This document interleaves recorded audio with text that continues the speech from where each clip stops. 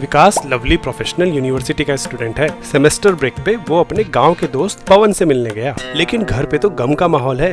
ये क्या हुआ? मोड़ के पास रोड बहुत घुमावदार है, वहाँ बहुत एक्सीडेंट्स होते हैं। पापा की बाइक स्किड कर गई। ऐसा है तो प्रधान को बोलकर रोड ठीक करवाओ। कई बार बोल चुके हैं, लेकिन वो बोलते हैं कि ठीक से ड्राइव किया करो। विकास पवन को लेके प्रधान जी के घर की तरफ चल दिया। तभी रास्ते में विकास की नजर प्रधान जी के घर के पास बनी रोड पे गई। ये मोड़ तो तुम्हारे घर के पास वाले मोड़ जैसा ही है, यहाँ भी एक्सीडेंट्स होते हैं क्या? नहीं, यहाँ तो प्रधान जी की गाड़ी आराम से जाती है। पवन को ये बात अजीब लगी। दोनों रोड का निरीक्षण करने लगे। थोड़ी देर बाद विकास को कुछ दिखा।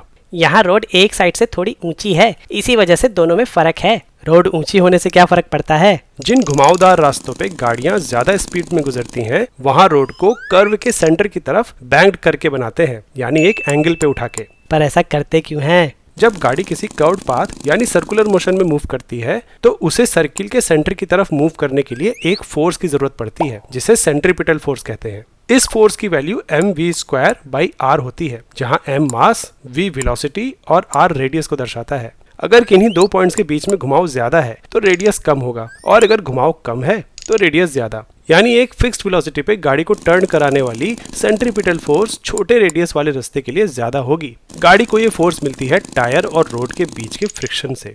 लेकिन अगर फ्रिक्शन फोर्स कम हुई और रिक्वायर्ड सेंट्रीपिटल फोर्स ज्यादा, तो गाड़ी रोड पे स्किड कर जाएगी, जिससे एक्सीडेंट होने के चांसेस बढ़ जाते हैं। अच्छा, अब समझा। इस फ्रिक्शन फोर्स को बढ़ाने के लिए रोड को बैंक्ड कर देते हैं। नहीं, रोड को बैंक्ड करने से फ्रिक्शन बढ़ता नहीं, बल्कि थोड़ा कम ही होता है। फ्लैट रोड्स पे टर्न लेने के लिए पूरी की पूरी सेंट्रीपिटल फोर्स फ्रिक्शन से आती है, लेकिन बैंक्ड रोड पे ऐसा नहीं होता। बैंक्ड रोड पे नॉर्मल फोर्स का ये एंगल रोड के एलिवेशन एंगल के बराबर होता है। अब हम नॉर्मल और फ्रिक्शन फोर्स दोनों को हॉरिजॉन्टल और वर्टिकल कंपोनेंट्स में तोड़ सकते हैं। इन फोर्सेस के वर्टिकल कंपोनेंट्स गाड़ी के वेट को बैलेंस करेंगे और हॉरिजॉन्टल कंपोनेंट्स सेंट्रीपिटल फोर्स का काम करेंगे। सेंट्रीपिटल फोर्स की इस इक्वेशन को अगर ध्यान से देखो तो फ्लैट रोड के लिए यानी 0 डिग्री के लिए पूरी सेंट्रीपिटल फोर्स फ्रिक्शन से आएगी, लेकिन बैंक्ड रोड पे नॉर्मल फोर्स का हॉरिजॉन्टल कंपोनेंट ज्यादा कंट्रीब्यूट करेगा और कम फ्रिक्शन की जरूरत पड़ेगी। समझा। प्रधान के घर जाने वाली मोड़ पे कम फ्रिक्शन की जरूरत पड़ती है, वहीं हमारी रोड पे बहुत ज्यादा फ्रिक्शन चाहिए, इसलिए वहाँ एक्सीडेंट्स होते हैं। अब ये पोल गाँव वालों के सामने खोलनी पड़ेगी।